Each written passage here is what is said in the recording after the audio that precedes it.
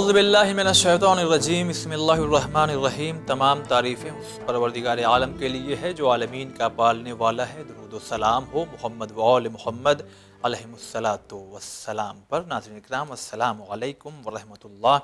Programme بہار رحمت میں آپ سبھی کا استقبال کرتے ہیں۔ یہ خوشی کے ایام جو ہمیں درمیان سے بڑی تیزی کے ساتھ گزر رہے ہیں، ان ایام کو دیکھتے ہوئے اس پروگرام کو ہم لوگوں نے تشکیل دیا اور اہم ترین گفتگو، میسج، پیغامات جو اسلام کے ہیں آپ تک ہم پہنچا رہے ہیں۔ دشمن طاقتیں جو ایکٹیو ہیں ان کے خلاف یہ ایک اہم ترین سمجھیے اسپرے ہے۔ عمل کرنے کی ضرورت ہے، سمجھنے کی ضرورت ہے علم کے ساتھ۔ آج انشاءاللہ کچھ ایسی گفتگو ہوگی جس کو سننے کے بعد یقیناً اور زیادہ آپ کے اندر اطمینان آ سکتا ہے انشاءاللہ۔ آئیے شروع کرتے ہیں، لیکن اس سے پہلے استقبال کرتے ہیں علی جناب مولانا علی عباس خان صاحب کا۔ السلام علیکم ورحمۃ اللہ۔ وعلیکم السلام ورحمۃ اللہ وبرکاتہ۔ مسلسل 4 ایپیسوڈ بہار رحمت اتحاد کے سلسلے سے دشمن طاقتیں کیا کر رہی ہیں، ہماری ذمہ داریاں کیا ہے اور ہماری کمیاں کیا رہ گئیں جس کی بنا پہ یہ دن دیکھنا پڑ رہا ہے، ابھی سے سنبھلنے کی ضرورت کیا ہے، تو یہ سب باتیں جو ہے آپ نے بتایا کہ علم، عقل اور بصیرت کے ساتھ، صبر کے ساتھ سب چیزیں انجام دینا ہے، لیکن اور زیادہ انسان کو اطمینان ہو جائے۔ لہٰذا یہ سوال کہ جو باتیں ابھی گزشتہ ایپیسوڈ میں ہم لوگوں نے کی اس میں اور زیادہ 4 چاند لگ جائے گفتگو میں، خود قرآن اور حدیث کی روشنی میں آپ بیان کیجئے اتحاد کے سلسلے میں کیا باتیں سامنے آئی ہیں۔ اعوذ باللہ من الشیطان الرجیم، بسم اللہ الرحمن الرحیم، الحمد للہ رب العالمین، وصلی اللہ علی محمد و اہل بیتہ الاطیبین الاطہرین۔ جو باتیں صحیح عقل اور سالم فطرت کے مطابق ہوتی ہیں، معمولاً قرآن میں ایک نہیں بلکہ کئی جگہ آپ کو آیات مل جائیں گی اچھا کہ قرآن اس کی طرف اشارہ کرتا ہے، بعض جگہ تاکید کرتا ہے، بعض جگہ تصریح کرتا ہے۔ اس کی وجہ یہ نہیں ہے کہ یہ بات ہم سمجھ نہیں سکتے۔ دیکھیے، قرآن کی آیات کے بارے میں پہلے ایک بات مقدمتاً عرض کرتا چلوں ناظرین کی خدمت میں۔ قرآن نے جو قوانین بیان کیے ہیں، کچھ قوانین تأسیسی ہیں، یعنی ابتدائی ہیں، ہماری عقل اس کو نہیں سمجھ سکتی، قرآن نے آ کے اس کو بیان کیا۔ یعنی قرآن نے آ کے ایک اصل بنایا، تاسیس کرنا یعنی بنانا۔ ٹھیک ہے۔ مثال کے طور پر طہارت کا اصل ہے، نجاست کا اصل ہے، یہ سب عقل نہیں سمجھ سکتی۔ یہ وہی خالق بتائے گا کہ جس نے ان چیزوں کو خلق کیا ہے۔ جی۔ کچھ چیزیں ایسی ہیں کہ جس کو ہماری عقل سمجھتی ہے، قرآن ان کی تاکید کرتا ہے۔ کیوں؟ کیونکہ وہ جانتا ہے کہ شیطان اگر آئے گا تو انہی اصول کو پامال کروائے گا۔ کبھی کبھی انسان بھول جاتا ہے کہ ایک فطری اصل کو پامال کر رہا ہے۔ جی جب غصے میں آ کے انسان آ کے اپنے بھائی کے اوپر ہاتھ اٹھا دیتا ہے، اپنے والدین کے اوپر خدا نخواستہ ہاتھ اٹھا دیتا ہے، خدا نخواستہ، تو یہ ایک فطری اصل ہے احترام، لیکن وہ اس کے خلاف چلا جاتا ہے۔ تب قرآن آ کے وہاں پہ اس کو ٹوکتا ہے کہ دیکھو، تو اگر قرآن آ کے کہہ رہا ہے وَأَمَّا والدین کا احترام کرو، اس کا مطلب نہیں کوئی نئی چیز آ کے پیش کر رہا ہے، بلکہ پروردگار نے ہماری فطرت میں رکھا ہے، اس کی تاکید کر رہا ہے، اس کی اہمیت کو بیان کر رہا ہے، اس کو پتہ ہے کہ تم مخالفت کرو گے۔ تو اسی طرح سے یہ اصل بھی ہے کہ جس کے بارے میں ہم لوگ گفتگو کر رہے ہیں، اتحاد اور یکجہتی۔ جی ہاں۔ قرآن نے بھی اگر کہیں پہ آگے اس کی طرف اشارہ کیا ہے تو تاکید کے ہی طور پر ہے۔ چند آیات ہیں، 1-2 آیات میں ناظرین کی خدمت میں جتنا وقت ہے اس کو پیش کر دوں۔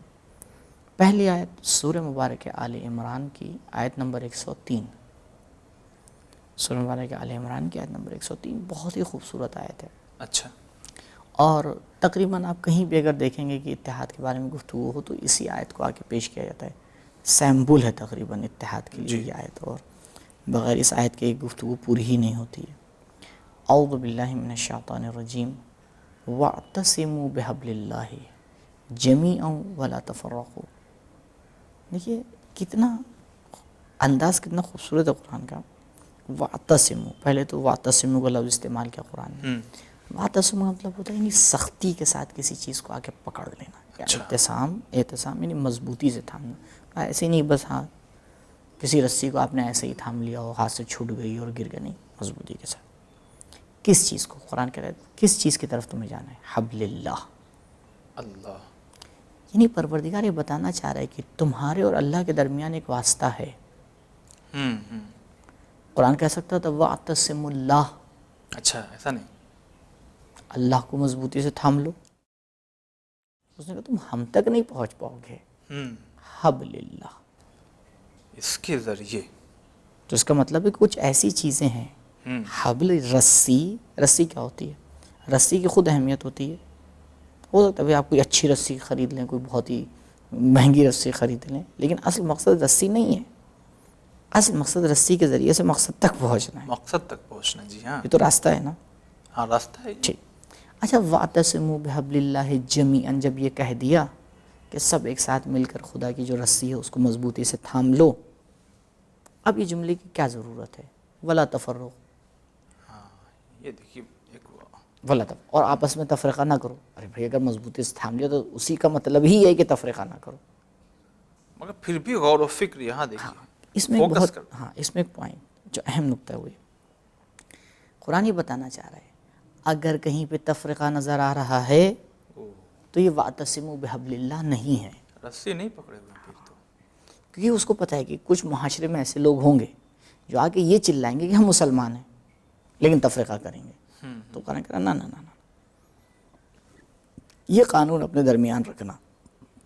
وَاعْتَصِمُوا بِحَبْلِ اللَّهِ جو کرے گا وہ وَلَا تَفَرَّقُوا.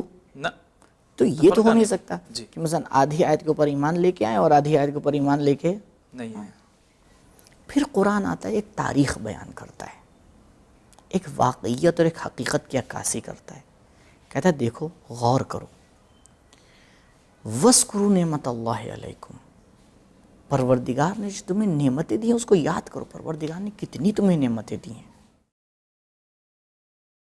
پروردگار نے جو تمہیں نعمتیں دی ہیں وہ تمہیں خود تم بھول جاتے ہو, تمہیں یاد نہیں رہتا. ایک نعمت کا یہاں ذکر کر رہا ہے وہ یہ اِذْ كُنْتُمْ أَعْدَاءً فَأَلَّفَ بَيْنَ قُلُوبِكُمْ فَأَصْبَحْتُمْ بِنِعْمَتِهِ إِخْوَانًا.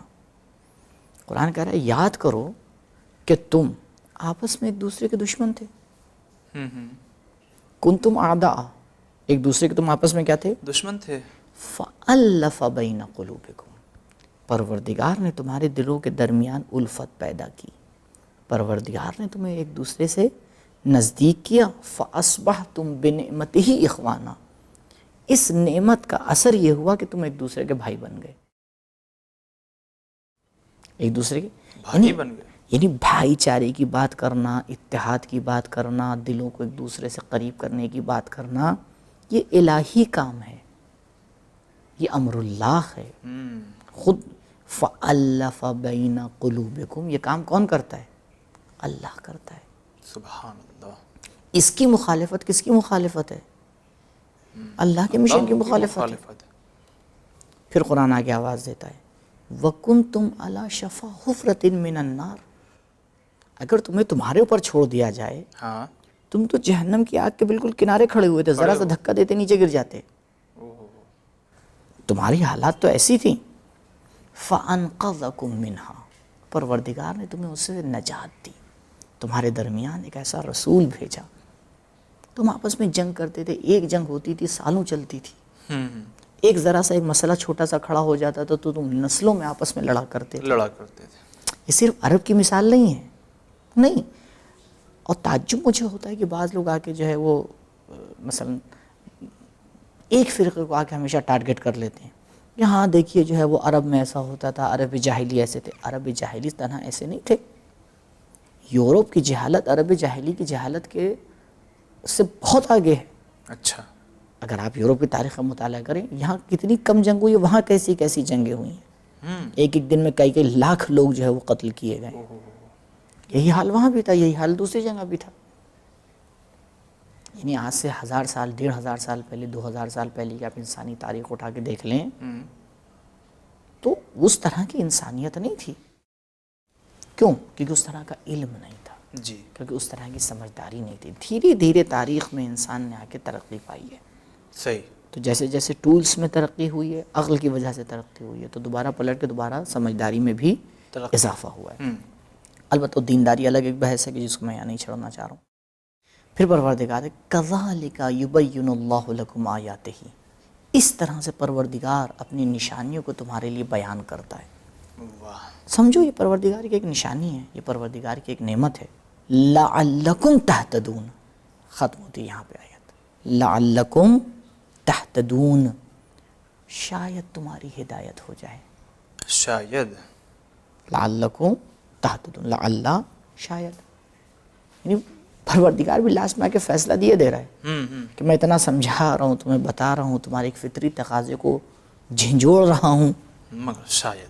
وَاعْتَصِمُوا بِحَبْلِ اللَّهِ جَمِيعًا وَلَا تَفَرَّقُوا، کہ پروردگار نے جو ذرائع نازل کیے ہیں سب مل کے اس کو تھامو، اور اس کا نتیجہ یہ ہونا چاہیے وَلَا تَفَرَّقُوا. اگر تفرقہ ہوگا اس کا مطلب کیا ہے؟ نہیں تھامے ہو. صحیح. نہیں تھاما ہے تم نے، یا تو اس میں بناوٹ کر رہے ہو، یا تم ایکٹنگ کر رہے ہو، یا دکھاوا ہے.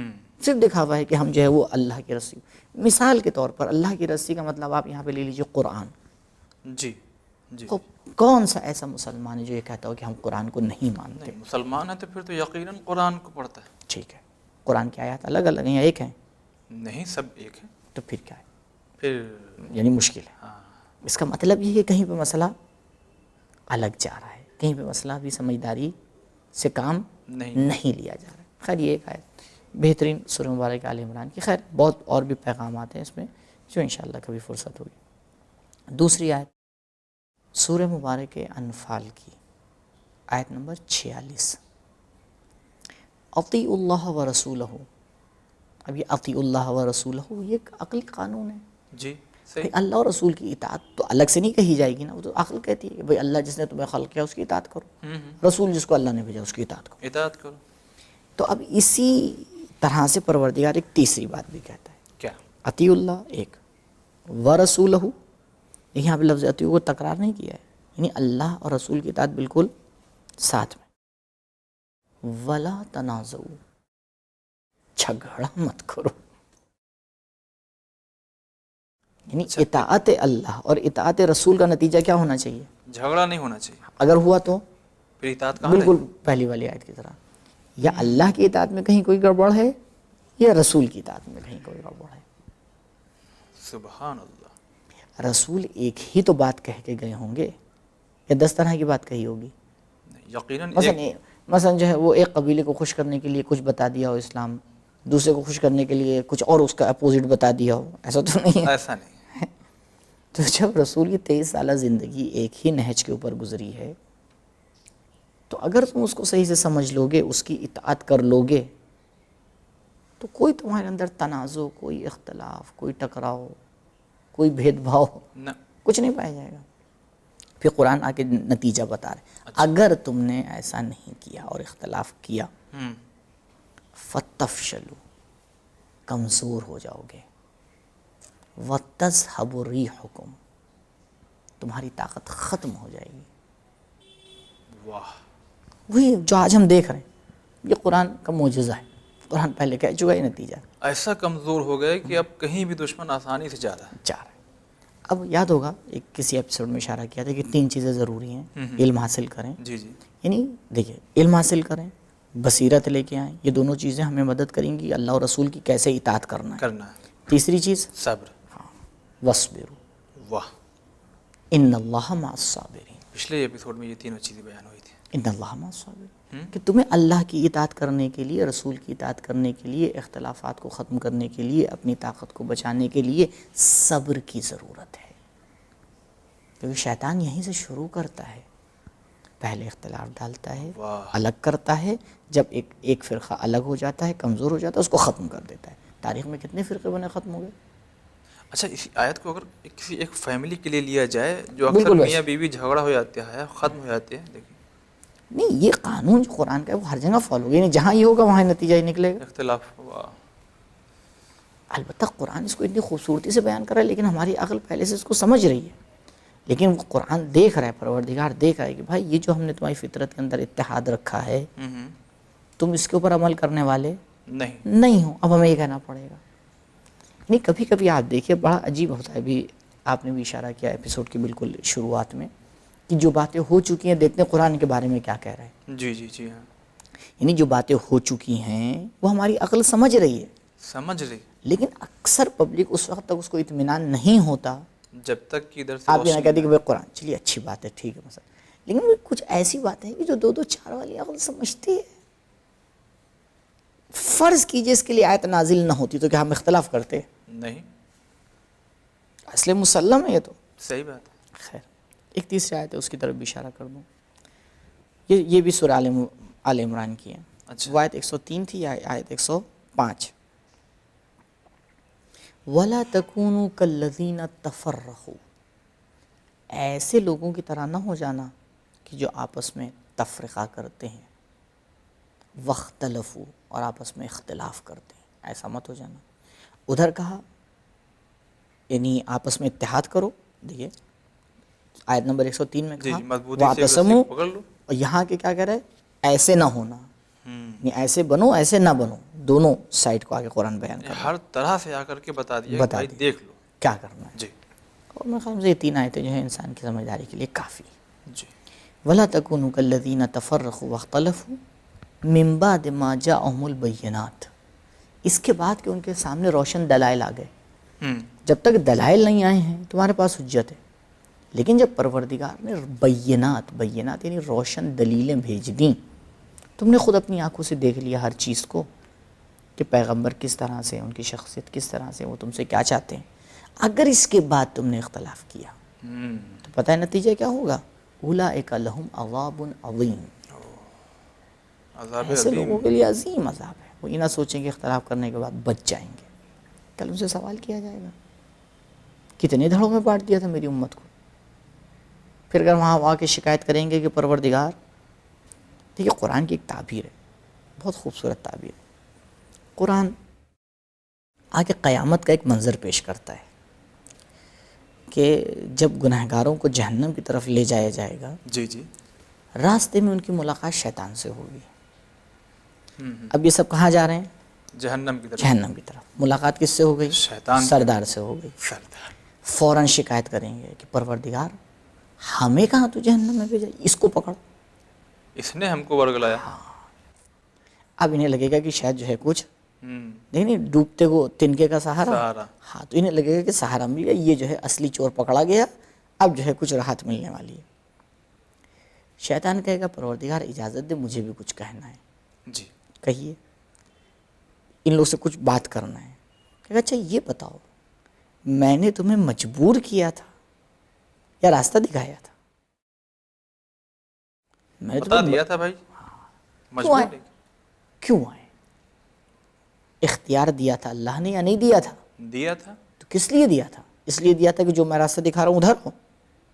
اس کے اپوزٹ بھی تو راستہ تھا جو کہ صحیح تھا. اہدنا الصراط المستقیم صراط الذین انعمت علیہم غیر المغضوب علیہم. دن میں 10 بار پڑھتے تھے لیکن کرتے اس کا الٹا تھے.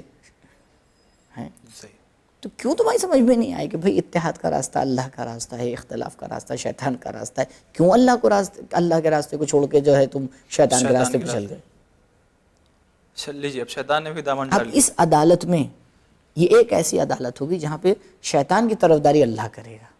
اچھا صحیح بات ہے، جو صحیح بات ہے تو شیطان کہے چاہے کوئی کہے صحیح بات کی. اب یہ تھوڑی اس وجہ سے تھوڑی مخالفت کی جائے گی کیونکہ شیطان کہہ رہا ہے.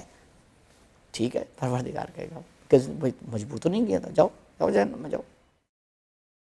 تو یہ جو یہاں اولئک لہم عذاب عظیم جو قرآن یہاں پہ ارشاد فرما رہا ہے، یہ بالکل اسی ایپیسوڈ کی کیا عکاسی کر رہا ہے کہ دیکھو کل اگر ہم آ کے عذاب کریں گے تو تم شکایت نہ کرنا، شکوا یہ نہ کہ کہہ دینا کہ نہیں ہمیں بہکا دیا گیا اور فلاں ہو گیا اور دشمن ایسا تھا اور دشمن طاقتور تھا اور امریکہ ایسا تھا اور اسرائیل ایسا تھا. ٹھیک ہے ان کو تو ہم اپنی جگہ پہ سزا دیں گے ہی، جو ظلم کر رہے ہیں ان کو تو ملنا ہے. مسئلہ تمہارا ہے کہ تم ان کے بہکام میں کیوں آ گئے؟ کیوں تم نے اپنے آپ کو ایسا کمزور بنایا کہ اگر کوئی بیماری آئے تو فوراً اس کی گرفت میں تم ہی آ گئے؟ تمہیں اپنے آپ کو مضبوط بنانا تھا، تمہیں اپنے آپ کو اس طرح سے آ کے رکھنا تھا کہ دشمن کا کوئی بھی حملہ تمہارے اوپر کارگر نہ ہو. لہٰذا بار بار قرآن اس چیز کی طرف تاکید کر رہا ہے. روایات میں بھی اگر آپ دیکھیں اس سے پہلے کہ آپ روایات پہ جائیں، بہت سے پروگرام الحمدللہ ہم نے کیے، خود آپ کے ساتھ بھی اور دیگر علماء کے ساتھ ہم نے، نتیجہ یہی نکلتا علم کی کمی بہت، خاص کر قرآن مجید کو ہم لوگوں نے صحیح سے سمجھا ہی نہیں، اصل میں قرآن ہو گیا ہے کتاب تلاوت، صرف تلاوت۔ جب بھی قرآن کہہ رہا ہے افلا یتدبرون القرآن، افلا یتدبرون القرآن ام علی قلوب اقفالها، جی، کیوں قرآن کے اندر یہ غور نہیں کرتے ہیں؟ کیا ان کے دلوں کے اوپر تالے لگ گئے ہیں؟ صاف صاف قرآن تدبر کی دعوت دے رہا ہے، غور کرنے کی دعوت دے رہا ہے، سوچنے سمجھنے کی دعوت دے رہا ہے۔ تلاوت ضروری ہے، کافی نہیں، نہیں۔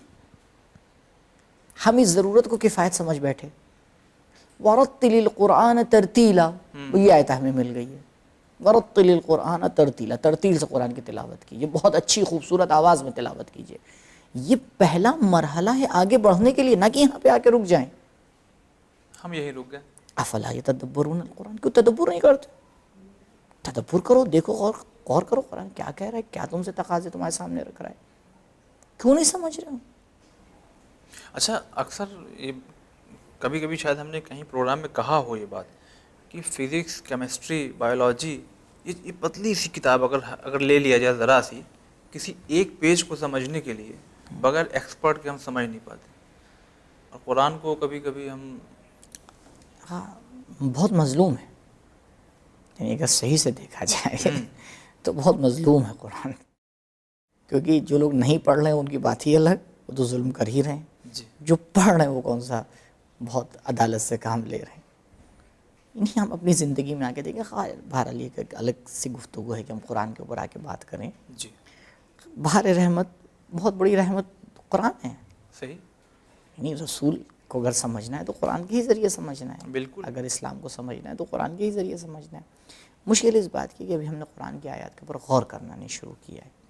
خیر، تو یہ بہرحال قرآن کی کچھ باتیں تھیں جو آپ کے سامنے اتحاد کے حوالے سے قرآن نے کہا پیش کر دی الحمدللہ۔ تو کچھ احادیث آپ بیان کرنا چاہیں گے؟ جی، روایات کے اعتبار سے میرے خیال میں ایک دو روایات پیش کر دیتا ہوں ناظرین کے سامنے۔ کتاب کنز العمال، جی ہاں، جناب متقی ہندی، ہندوستان سے ہی تعلق رکھنے والے عالم دین ہیں، یہ اس کی پہلی جلد میں آ کے رسول اکرم صلی اللہ علیہ وآلہ وسلم سے روایت فرماتے ہیں کہ ایھا الناس علیکم بالجماعہ، اے لوگوں تمہارے لیے ضروری ہے کہ مل کے، جماعت کا لغوی معنی، تمہارے لیے ضروری ہے کہ مل کے کام کرو، ٹھیک ہے، مل کے کام کرو، ایک دوسرے کے ساتھ، جماعت کے ساتھ مل کے کام کرو۔ وَإِيَّاكُمُ الْفُرْقَةَ، اور تفریقے سے بچو، اختلاف سے بچو۔ البتہ یہاں پر ایک غور کرنے کی بات ہے، وہ یہ دیکھیے، جماعت اور ایک ساتھ مل کے کام کرنا، یہ وہاں پر اصل ہے کہ جہاں پر حق کے مطابق ہو، یعنی یہ جو بار بار تاکید یہ بار بار تاکید کی جا رہی ہے۔ کبھی کبھی ایسا ہوتا ہے کہ ہم لوگ خود جماعت کو حق سمجھ بیٹھتے ہیں، ایسا نہیں ہے کہ جہاں 10 لوگ مل گئے وہ صحیح ہیں۔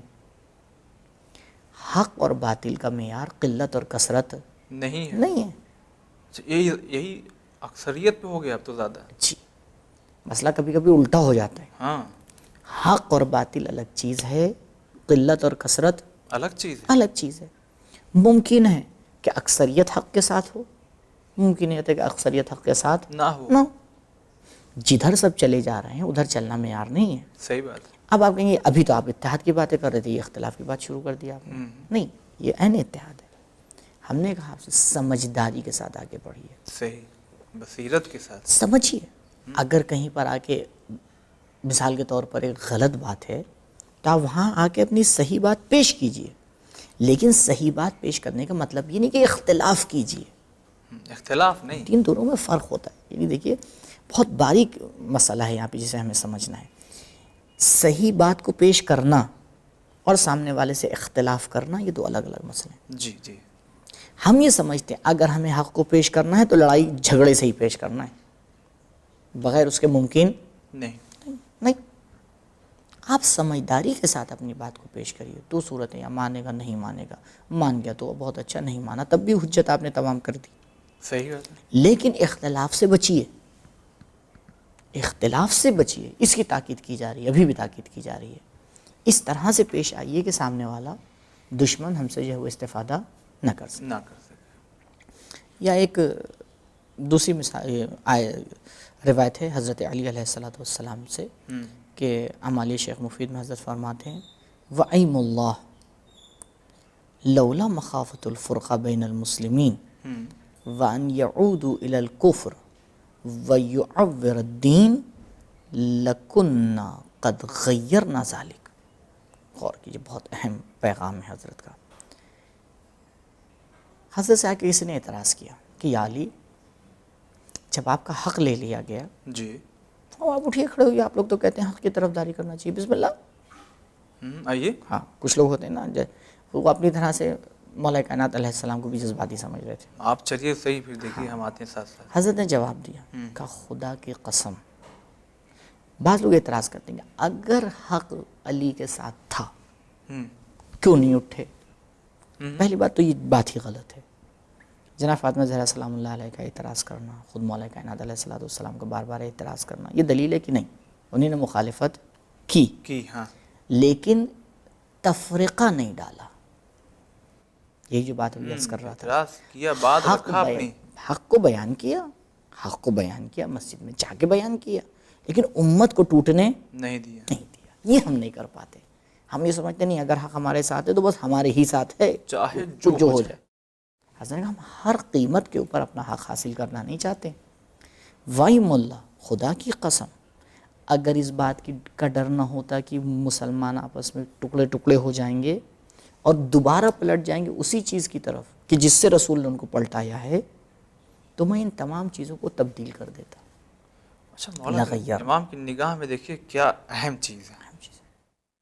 بہت سی ایسی چیزیں جاری ہوئی تھی 25 سال میں کہ جب خود امت مسلمہ اجماع کر کے مولا کائنات علیہ السلام کو لے کے آئی حکومت کے اوپر، حضرت نے آگے اعتراض کیا کہ بھئی یہ 25 سال میں یہ غلط ہوا، یہ غلط ہوا، یہ غلط ہوا. لوگ چلانے لگے کہ ارے یہ کیا ہو رہا ہے. حضرت نے کہا ٹھیک ہے، حضرت نے چھوڑ دیا. یعنی حق بیانی کی جی، لیکن امت کو ٹوٹنے نہیں دیا. اسے کہتے ہیں امام المسلمین. سبحان اللہ. جو آگے حق تو بیان کرے، لیکن اس کا مطلب یہ نہیں ہے کہ دیکھیے قانون ہے اسلام کے اندر، مقصد ذریعے کو توجیح نہیں کرتا. اور اگر آپ کا مقصد اچھا ہے، اس کا مطلب نہیں کہ آپ کوئی بھی راستہ اپنا سکتے ہیں. نہیں، راستہ بھی صحیح ہونا چاہیے مقصد صحیح پانے کے لیے. چوری کر کے آپ سخی مت بنے. ہاں، یہ نہیں ہو سکتا. صحیح مقصد چنیے اور اس تک پہنچنے کا راستہ بھی صحیح ہونا چاہیے. یہ بہت جگہ ہم غلطی کر بیٹھتے ہیں. ارے بہت اچھا کام ہے، کام بہت اچھا ہے، ذریعہ جو آپ اس کے لیے استعمال کر رہے ہیں غلط ہے، بہت غلط ہے. مثال کے طور کے اوپر مسجد کو، امام باڑے کو، بہت ولادت کا ایام ہے، جگمگا رہی ہے مسجد، جگمگا رہا ہے امام باڑا چوری کی بجلی سے.